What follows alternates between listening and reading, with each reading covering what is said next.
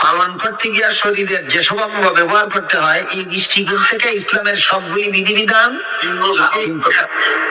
প্রথম প্রকার বিধিবিধান হলো অন্তরের দ্বারা বিশ্বাস করার মতো। দ্বিতীয় প্রকার বিধিবিধান হলো শরীরের বাহ্যিক অঙ্গ প্রত্যঙ্গের দ্বারা পালন করার মতো। তৃতীয় প্রকার বিধিবিধান হলো অন্তরের দ্বারা পালন করার মতো।